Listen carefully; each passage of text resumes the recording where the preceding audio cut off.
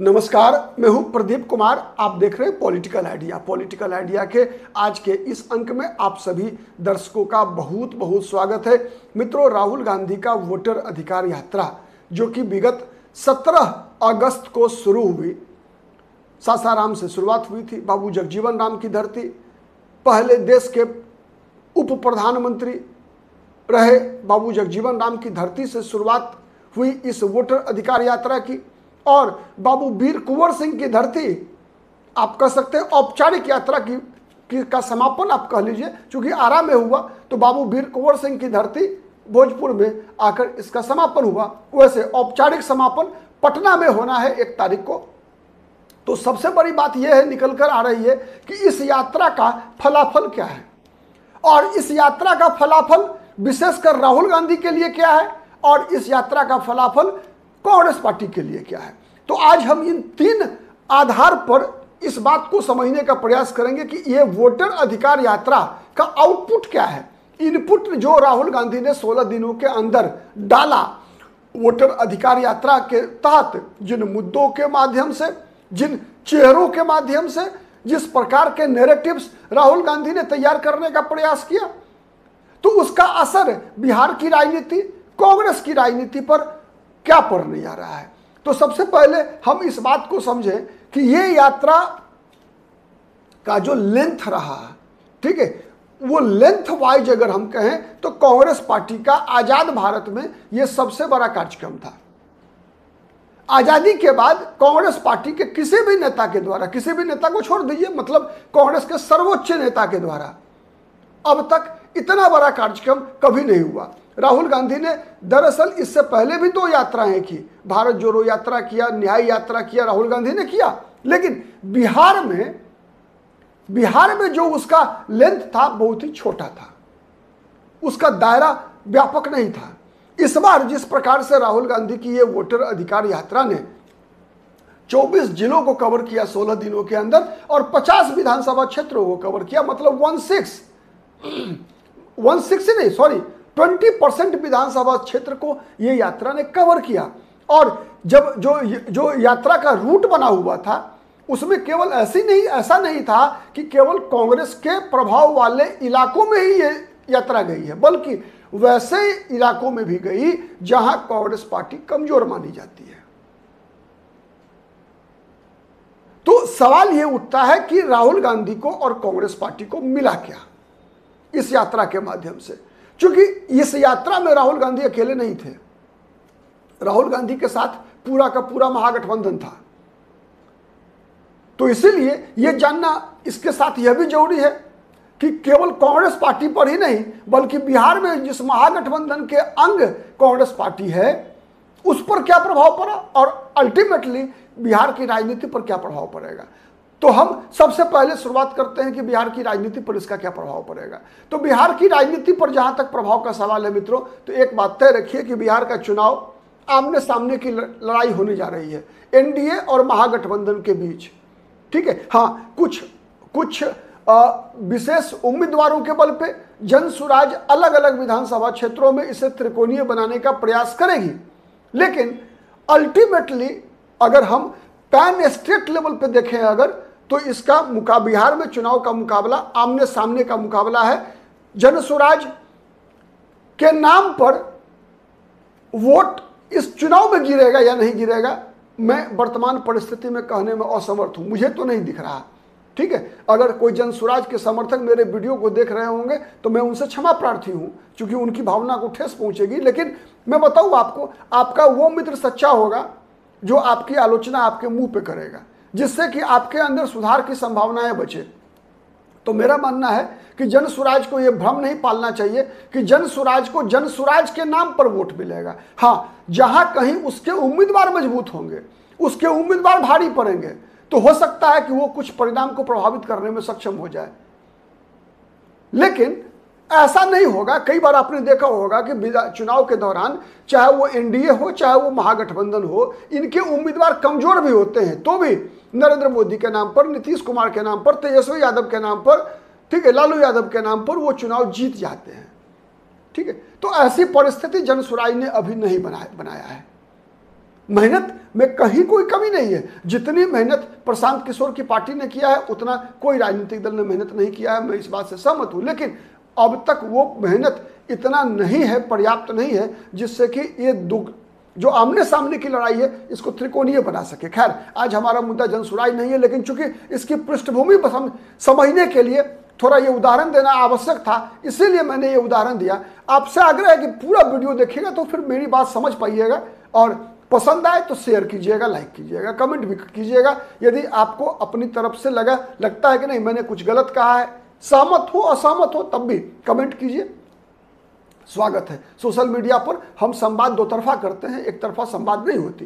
खैर, तो बिहार की राजनीति पर इसका यह असर पड़ेगा मित्रों कि आज अगर देखें, अगर इस यात्रा के शुरुआत से पहले भी वैसे भी मुख्यमंत्री के उम्मीदवार के रूप में तेजस्वी यादव 1 नंबर पर हैं, नीतीश कुमार 2 नंबर पर हैं, प्रशांत किशोर और नीतीश कुमार कभी कभार आते जाते रहते हैं 1 नंबर, 2 नंबर, 3 नंबर पर। तो आज कम से कम एक मामले में कि महागठबंधन ने जिस प्रकार से इस मुद्दे को लेकर आम जनता तक गई, उसका फायदा एक ये मुझे दिख रहा है कि कांग्रेस के इस प्रयास से, राहुल गांधी के इस प्रयास से जितना वोट तेजस्वी यादव लेकर आ रहे हैं उसमें ऐड ऑन हुआ है। नंबर 1, ऐड किया गया है। कैसे मैं बताऊं? मुस्लिम मतदाताओं के अंदर अब तेजस्वी यादव से विरक्ति है। अब मजबूरी में ही आरजेडी को मुसलमान बिहार का वोट डालना चाहता है, जहां पर उसके पास आरजेडी के अलावे बीजेपी को हराने के लिए कोई दूसरा विकल्प नहीं है। तो राहुल गांधी को इस यात्रा को लीड करने से एक फायदा महागठबंधन को होता हुआ दिख रहा है कि कई क्षेत्रों में मुस्लिम मतदाताओं के बीच स्थिति सुधर रही है। एक दूसरा, दलित, आप देखिए MY समीकरण के बल पर जब तक महागठबंधन राजनीति कर रही है तब तक इससे अति पिछड़ा और महादलित मैं इसलिए कह रहा हूं क्योंकि नीतीश कुमार के फॉर्मूले में दलित मतलब इंक्लूडिंग पासवान, नीतीश कुमार का महादलित मतलब माइनस पासवान। इसीलिए मैं दलित कह रहा हूं, महादलित कह रहा हूं, क्योंकि पासवान जाति के लोग एक तरफा चिराग पासवान के साथ हैं, कहीं कोई विभाजन नहीं है उसके अंदर। ठीक है, वैसे ही मैं बताऊं, यादव जाति की तुलना में यादव जाति के अंदर जितनी एकजुटता तेजस्वी यादव के प्रति है उससे ज्यादा एकजुटता मुझे दिखता है पासवान जाति के अंदर चिराग पासवान के लिए। तो ये बात जानने की आवश्यकता है, इसीलिए मैंने कहा महादलित माइनस पासवान। ठीक है, तो वो जो वर्ग कहीं ना कहीं महागठबंधन से कटता है MY के कारण, MY के एग्रेशन के कारण, वो राहुल गांधी पर भरोसा करके आप कह सकते हैं कि वो एड ऑन हो रहा है। तो ये लाभ महागठबंधन को हुआ है, जिस कारण से बिहार की राजनीति में महागठबंधन की स्थिति इस वोटर अधिकार यात्रा से सुधरी। नंबर 1। नंबर 2, ये जो नैरेटिव है वोट चोरी वाला, चुनाव आयोग वाला, तो एक विपक्ष की आक्रामकता दिखी है। विपक्ष डिफेंसिव नहीं हुआ, लगातार एनडीए इस मुद्दे को चाहेगी कि एंटी तेजस्वी यादव, मुद्दा तेजस्वी यादव को बनाने का प्रयास करेगी, मुद्दा लालू यादव को बनाने का प्रयास करेगी। ये बात मैं आपको दावे से कह रहा हूं, आप देखते रहिए कि एनडीए लगातार चाहेगी कि लालू यादव मुद्दा बने बिहार के चुनाव में। नीतीश कुमार का यह पूरा प्रयास होगा लालू यादव मुद्दा बन जाए, राबड़ी देवी का शासनकाल मुद्दा बन जाए और अंतोगत्वा मुद्दा तेजस्वी यादव बन जाए। विडंबना यह है कि तेजस्वी यादव चाहते हैं कि तेजस्वी यादव मुद्दा बन जाए, लेकिन शायद तेजस्वी यादव के सलाहकारों को और तेजस्वी यादव को यह बात समझ में नहीं आ रही है कि आज भी जो तेजस्वी विरोधी जो सामाजिक समूह है वो ज्यादा बड़ा है तेजस्वी समर्थक सामाजिक समूह की तुलना में। और ये इस बात का एहसास राहुल गांधी को है। मैंने कई वीडियो में कहा है, इस बात की चर्चा किया है कि कांग्रेस पार्टी क्यों तेजस्वी यादव की उम्मीदवारी को इंडोर्स नहीं कर रही है। यह बात मैंने कई बार कहा है, उसके पीछे कई कारण है। उसमें सबसे बड़ा कारण यही है कि जो तेजस्वी यादव का जो बेस वोट है मुस्लिम और यादव का रहा है, उसके एग्रेशन के कारण, आक्रामकता के कारण जो अन्य जाति समूह के लोग हैं वो जुड़ते नहीं हैं, बल्कि वो और डर जाते हैं अलग अलग क्षेत्रों में। ठीक है, यहां तक होता है कि जहां यादव बहुत ज्यादा मजबूत हैं, चुनाव को प्रभावित करने की स्थिति में होते हैं, वहां मुसलमान भी टूट जाता है, और जहां मुसलमान ज्यादा मजबूत होता है वहां यादव भी टूट जाता है आरजेडी से। यहां तक ये स्थिति पहुंच चुकी है। इसीलिए राहुल गांधी ने अगर तेजस्वी यादव के नाम का अब तक मुख्यमंत्री पद की उम्मीदवारी के लिए समर्थन नहीं किया है, घोषणा नहीं किया है, तो मैं तो बार बार कह रहा हूं कि यही स्ट्रैटेजी होनी चाहिए। एक तो बिहार की राजनीति पर यह प्रभाव है सबसे बड़ा कि आज भी केवल अगर महागठबंधन चुनाव हारती है तो इसका मतलब होगा केवल रणनीति में गलतियों की वजह से हार सकती है। क्योंकि जितनी ज्यादा अलोकप्रियता नीतीश कुमार की वर्तमान में है, नीतीश कुमार अपने राजनीतिक जीवन के किसी भी दौर में इतने अलोकप्रिय नहीं हुए थे, जिसको अंग्रेजी में आप कहते हैं ना एंटी इनकम्बेंसी। जितना नीतीश कुमार के खिलाफ वर्तमान में है उतना कभी नहीं था। और चूंकि नीतीश कुमार के खिलाफ विकल्प अभी वर्तमान में मात्र तेजस्वी यादव दिख रहे हैं, लेकिन यदि मतदाताओं का ऐसा समूह जो न तेजस्वी को चाहता है न नीतीश को चाहता है, अगर उनकी एकजुटता बढ़ गई और लोगों को चुनने का मौका मिला कि तेजस्वी या नीतीश, तो फिर अंत में वही होगा 2020 में फिर नीतीश जैसे हो जाएंगे 30, जैसे 2025 में हुआ। क्या हुआ कि जब मामला आ गया कि आपको चुन लीजिए दोनों में से किसी एक को, तो लोगों ने चुन लिया नीतीश कुमार को, और नीतीश कुमार यही चाहते हैं आज भी। इसीलिए मुद्दा, यदि देश के राजनीतिक मुद्दे बनते हैं अगर बिहार चुनाव का, तो वो एनडीए को महंगा पड़ेगा, चाहे वो वोट का मामला हो या फिर महंगाई का मामला हो या फिर राष्ट्रीय सुरक्षा का मामला हो या फिर ट्रम्प टैरिफ का मामला हो या फिर डेवलपमेंट का मुद्दा हो। ये अगर मुद्दा बनेंगे अगर, तो मुझे लगता है एनडीए ज़्यादा दबाव में आएगी। मुद्दा तेजस्वी यादव बनेंगे, मुद्दा विदेशी घुसपैठ बनेगा, मुद्दा एसआईआर को भी मैं इस बात से पूरी तरीके से सहमत नहीं हूं। एसआईआर का मुद्दा भी महंगा पड़ जा सकता है महागठबंधन के खिलाफ। इसीलिए महागठबंधन के हित में है पढ़ाई, सिंचाई, कमाई और दवाई, ऐसे मुद्दों पर चुनाव को लेकर जाए। तो ये एक स्थिति बदल रही है, बदलेगी, क्योंकि वोटर अधिकार यात्रा से जनता के बीच जाने का मौका मिला, दलितों का मुद्दा उठ रहा है, अल्पसंख्यकों का विश्वास महागठबंधन पर वापस लौट कर आ सकता है राहुल गांधी के कारण। तो ये एक लाभ की स्थिति है। अब दूसरा बात कीजिए, कांग्रेस पार्टी पर क्या असर पड़ेगा। तो कांग्रेस पार्टी पर सबसे बड़ा असर क्या पड़ा कि इस वोटर अधिकार यात्रा का नेतृत्व किसने किया? राहुल गांधी ने। केवल आरजेडी की तरफ से तेजस्वी यादव ने प्रतिनिधित्व किया। सारण में रोहिणी आचार्य आई, मतलब परिवार आया केवल। इसके अलावा बताइए आरजेडी में कोई चेहरे, कोई नहीं। मुकेश सहनी अपनी पार्टी की तरफ से थे, दीपांकर भट्टाचार्य अपनी पार्टी की तरफ से थे, लेकिन राहुल गांधी और राहुल गांधी की पार्टी की तरफ से कौन थे? सब के सब थे। राहुल गांधी थे, पप्पू यादव भी थे, कन्हैया कुमार भी थे, राजेश राम भी थे, अखिलेश सिंह भी थे, अखिलेश यादव भी आ गए समाजवादी पार्टी वाले, रेवंत रेड्डी आ गए, डीके शिव कुमार आ गए, मतलब सबके सब तो आ ही गए भाई। मल्लिकार्जुन खड़गे आ गए, पवन खेरा पहुंच गए, अलका लांबा पहुंच गई। मतलब ये कार्यक्रम कांग्रेस का कार्यक्रम था, ये कार्यक्रम विपक्ष का कार्यक्रम था जिसका नेतृत्व तो राहुल गांधी के हाथ में था। तो आप कहेंगे परिवर्तन क्या आया? परिवर्तन ये आया कि आज 35 वर्षों से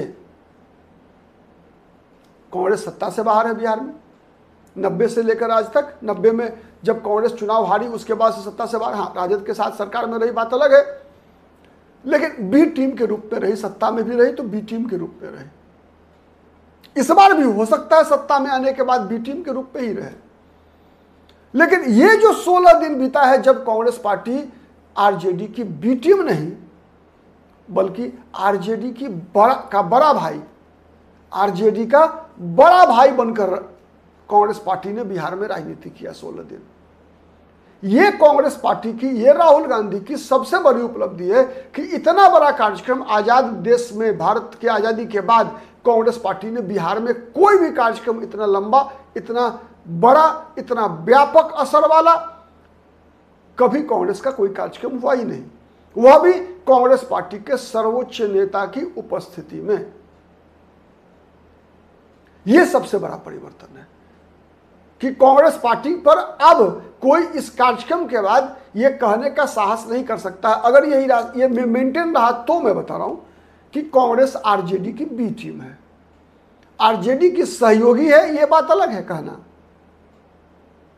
आज आप देखिए ना, आप एनडीए के अंदर आप ये नहीं कह सकते ना कि बीजेपी की बी टीम है नीतीश कुमार की पार्टी, चिराग पासवान की पार्टी बी टीम है, नहीं कह सकते आप, क्योंकि सबका अपना स्वतंत्र अस्तित्व है। लेकिन कांग्रेस पार्टी के बारे में क्यों कहा जाता था बी टीम है? आप में से कई के मन में सवाल आएगा कि क्यों कहा जाता है कांग्रेस को बी टीम। इसलिए कहा जाता था कांग्रेस को बी टीम क्योंकि कांग्रेस पार्टी के कई नेताओं को टिकट किसको मिलेगा, लालू यादव तय करते थे। कितनी सीटें कांग्रेस लड़ेगी, लालू यादव तय करते थे। कौन प्रदेश अध्यक्ष और नेता विधायक दल बनेगा, कई बार लालू यादव ने तय किया है। राज्यसभा में कौन जाएगा, विधान परिषद में कौन जाएगा, लालू यादव ने तय किया है। कांग्रेस पार्टी के कोटे से कौन जाएगा।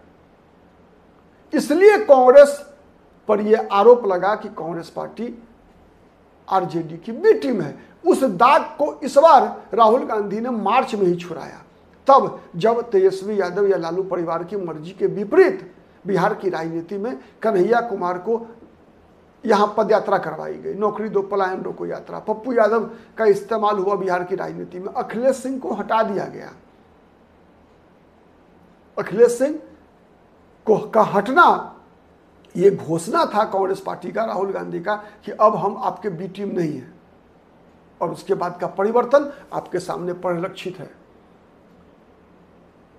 तो सबसे बड़ी उपलब्धि राहुल गांधी के लिए, कांग्रेस पार्टी के लिए ये है कि ये जो बी टीम का दाग कांग्रेस पार्टी पर थी कि कांग्रेस आरजेडी की पिछलगू पार्टी है, वो दाग राहुल गांधी ने मिटाने का काम किया है इस यात्रा के माध्यम से। अब देखिए, चुनाव तो 2 महीने में होना है। अभी तो प्रतिदिन समय बदलेगा, घड़ी की सुई से भी तेज चलेगा ये राजनीति का समय।